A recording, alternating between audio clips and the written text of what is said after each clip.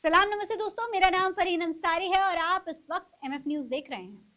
दोस्तों, इस वक्त की बहुत बड़ी खबर आ रही है। खबर है कि ईरान रुक नहीं रहा है। सीज फायर के ऐलान के बाद भी ईरान पीछे हटने को तैयार नहीं है। ईरान को झुकाने की सभी कोशिश कर रहे हैं अमेरिका के राष्ट्रपति डोनाल्ड ट्रंप, यहाँ तक कि अ, पूरी दुनिया के तमाम बड़ी जो अर्थव्यवस्थाएं हैं वो ईरान को झुकाने की कोशिश कर रही हैं। इजराइल भी ईरान को झुकाने की कोशिश कर रही है। पहले तो जंग बड़ी हनक के साथ इजराइल ने शुरू की थी, लेकिन अब हालत ये हो गई है कि ईरान झुक नहीं रहा और इजराइल पीछे हटते हटते अपने कदम इतने पीछे ले चुका है कि अब उसे डर लग रहा है।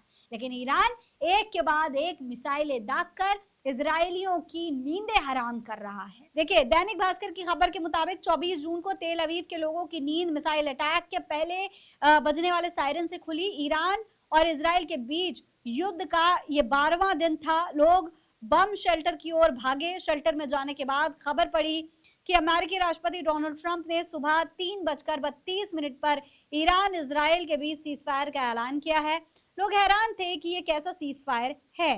ट्रंप के ऐलान के 1 घंटे बाद ही इजराइल में ईरानी मिसाइलों हमलों से अलर्ट करने वाले सायरन बजने शुरू हो गए। 24 जून की सुबह बाकी दिनों से अलग थी। हर दिन की तरह एक दो नहीं बल्कि रुक रुक कर 6 सायरन बजे। लोगों को 6 बार बम्पर में जाना पड़ा। बम्पर के अंदर छोटे छोटे बच्चों को लेकर बैठे इजराइल के लोग हैरान थे कि सीज फायर के बाद भी ईरान से मिसाइलें कैसे आ रही हैं। सोचिए, अब इजराइल के साथ भी वही हो रहा है जो उसने गजा के साथ किया, जो उसने फिलिस्तीन के साथ किया। जिस तरीके से मासूमों के जान ली गई, नरसंहार किया गया, वो हाल अब इजराइल में हो रहा है। तो इजराइल को इसका एहसास हो रहा है। इजराइल अब घबराया हुआ है। इजराइल के जाहिर तौर पर कोई भी जंग हो, नुकसान आम नागरिक का होता है और यहाँ पर भी आम नागरिक इस जंग से परेशान है। इजराइल के लोग चाहते हैं कि सीजफायर हो जाए, लेकिन ईरान अब तो पीछे हटेगा नहीं। डोनाल्ड ट्रंप ऐलान कर रहे हैं, लेकिन डोनाल्ड ट्रंप ने जब ऐलान किया उसके 1 घंटे बाद ही हमला हो गया ईरान की तरफ से। ईरान ने लगातार कई मिसाइलें इजराइल पर दाग दी। लोगों को 6 बार सायरन सुनाई दिया और बम्पर में जाना पड़ा। मासूम बच्चे भी इस बम्पर में रहने के लिए मजबूर हैं। वजह है इजराइल की हनक, वजह है इजराइल का वो युद्ध, वो हरकत जो उसने फिलिस्तीन के साथ की, जो उसने गजा के साथ की और अब ईरान के साथ करने की कोशिश में था। लेकिन ईरान ने सबक सिखा दिया।